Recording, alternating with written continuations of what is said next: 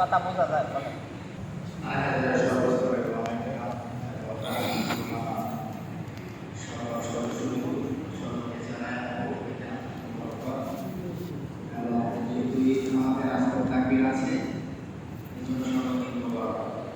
আসলে যারা সবাই আমাদের মুরব্বী, তারপরও কিছু বেদনা কিছু আকাঙ্ক্ষা আমাদের সামনে উপস্থাপন করার জন্য দাঁড়িয়েছি। সমাজ সংক্ষিপ্ত 2 মিনিটের ভিতরে শেষ করার চেষ্টা করবেন ইনশাআল্লাহ।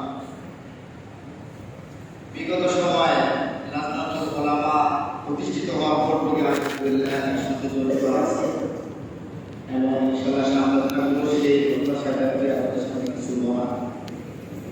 বিগত সময় পর্যন্ত আজ যে সময় পর্যন্ত আমরা দাঁড়িয়ে আছি এর ভিতরে কিছু বিষয় আমাদের সামনে এসেছে যেটা লাজাতুল ওলামা যারা আছেন পূর্বীগণ তাদের দৃষ্টি আকর্ষণ করার জন্য আসলে আমাদেরকে পরামর্শ দেওয়া বা দিক নির্দেশনা দেওয়া আমাদের দায়িত্ব না। তারপরও কিছু কথা না বললেই যেমন সামাজিকভাবে কিছু কথা যেটা আমরা লাজাতুল ওলামা পক্ষ থেকে যদি কাউকে কিছু বলতে যাই, কাউকে দাওয়াত দিতে যাই, আমরা একটু সম্মুখীন। যেমন গত পরশুদিন একজনের সাথে কথা বলেছি, যদি লাজাতুল ওলামাকে নিয়ে অনেক ধরনের কথা বলেছে, সেটা আমি উপস্থিত ছিলাম, আমার গায়ে লেগেছে। এমন ছিল যে ওরা আমি তো বিষ্ণুদি ইউনিয়নের কিছু কাজ যদি আপনাদের শোনাই, যেমন একটা আমাকে বলতেছেন আনাজার ইসলামী ওলামায়ে কেরামের একটা প্ল্যাটফর্ম আছে যেটাকে বলা হয় লাজাতুল ওলামা।